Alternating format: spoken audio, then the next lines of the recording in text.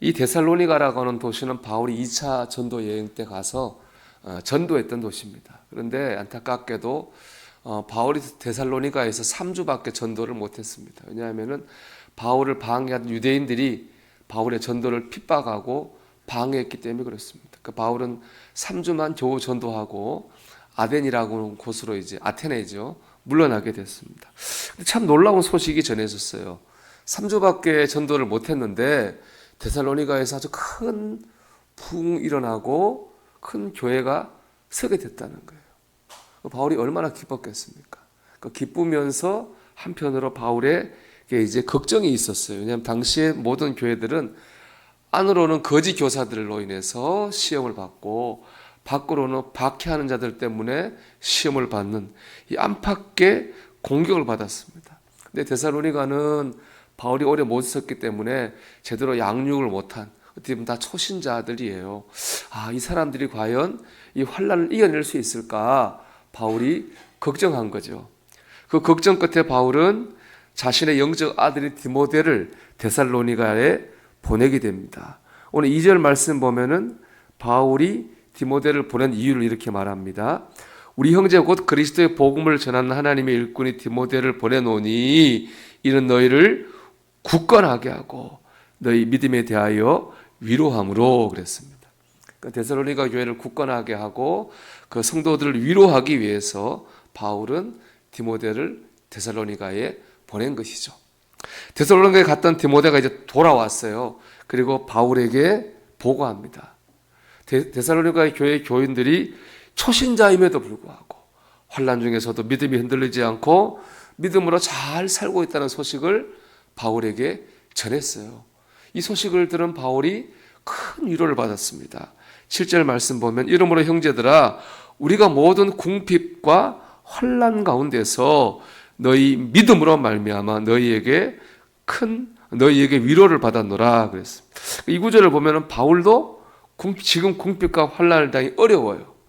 그런데 초신자인 데살로니가 교회 성도들이 환난 중에서도 믿음으로 살고 있다는 말에 큰 어려운 중에 큰 위로를 받았습니다. 데살로니가 교회 성도들을 위로하려고 그랬던 바울이 오히려 위로를 받았습니다. 오늘 말씀 보면 관통하는 두 개의 단어가 있습니다. 첫째는 환난이고 둘째는 위로입니다. 먼저 교인들은 누구 할 것 없이 다 환난을 당합니다. 오늘 말씀 보면 초신자인 데살로니가 교회 교인들도 환난을 당했고 사도인 바울도 환난을 당했습니다. 믿음으로 살다 보면은 이 모양 저 모양으로 환난을 당하고 시험을 만납니다. 그건 초신자나 사도나 다르지 않습니다. 그렇기 때문에 우리 모두에게는 위로가 필요한 겁니다. 먼저 주님이 우리를 위로하십니다. 요한복음 6장 32절 말씀 보면요. 주님이 제자들에게 십자가 지고 죽으실 것을 예언하셔요. 이렇게 말씀합니다. 보라 너희가 다 각각 제 곳으로 흩어지고 나를 혼자 둘 때가 오나니 벌써 왔도다. 그러나 내가 혼자 있는 것이 아니라 아버지께서 나와 함께 계시느니라 그랬어요. 예수께서 십자가에 못 박혀 죽으실 때 이 말씀대로 제자들 다 도망갔습니다. 육신의 눈으로 볼 때 예수님 혼자 십자가 고난을 감당하셨던 거예요. 그러나 그 육신의 눈이고 그 순간 주님이 혼자가 아니었다는 거죠. 하나님께서 주님과 함께 계셨습니다. 십자가를 감당할 힘을 주신 것입니다. 여러분 하나님께서 우리와 함께 하십니다. 이것이 주께서 우리에게 주시는 위로입니다. 오늘 하나님이 함께 하신다고 하는 것을 믿으시기 바랍니다. 하나님께서 내 십자가를 감당할 힘 주실 것을 믿음으로 말미암아 모든 순간 하나님의 위로를 받으시기를 주의 이름으로 축원합니다. 두 번째 사람의 위로를 받아야 됩니다. 오늘 말씀 보면은 데살로니가 교회 성도들은 사도 바울을 통해 위로를 받았고 사도 바울은 데살로니가 교회 교인들을 통해서 위로를 받았습니다. 서로가 큰 위로가 됐습니다. 우리는 기본적으로 하나님께 위로를 받아야 되죠. 하지만 동시에 사람을 통해서도 위로를 받아야 됩니다. 다르게 말하면 서로에게 믿음의 위로자가 돼야 됩니다. 그러려면 먼저 사랑해야 됩니다. 바울이 왜 디모데를 데살로니가 교회 디모데를 보내서 데살로니가 교회 성도들을 위로했습니까? 그들을 사랑했기 때문이죠. 사랑하니까 그 교인들이 초신자들인데 얼마나 힘들까 마음이 가한 거예요. 그러니까 위로하고 싶어졌어요. 그래서 디모데를 보낸 것입니다. 사랑의 마음이 있으니까 위로할 마음도 생기는 겁니다.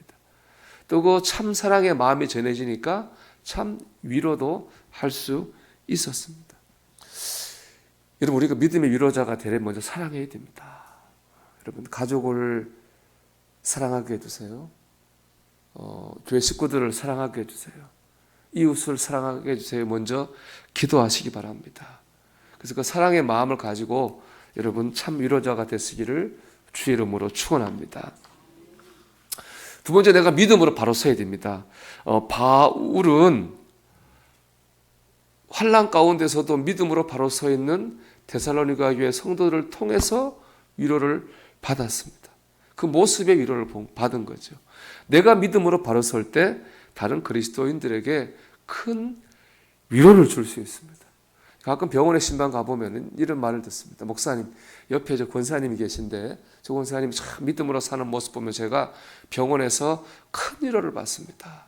그런 말을 듣습니다. 같은 병을 앓고 병원에 입원해 있지만은 그 고통 속에서도 믿음으로 사는 그 모습을 통해서 내가 하나님의 위로를 받는다는 것이죠. 이를 보면 참 그리스도인들의 삶은 서로 연결이 돼 있어요. 내가 믿음으로 바로 서면 다른 사람에게 은혜를 끼쳐요. 내가 믿음으로 바로 서지 못하면요, 다른 사람에게 시험을 줘요. 참 그리스도인의 삶, 우리가 뭐 인정하든 부정하든 간에 서로 연결되어 있는 것은 분명해요. 그렇기 때문에 내가 믿음으로 바로 설 때 다른 사람에게 하나님의 위로를 전해줄 수 있는 겁니다. 여러분, 내가 믿음으로 바로 서야 되겠습니다.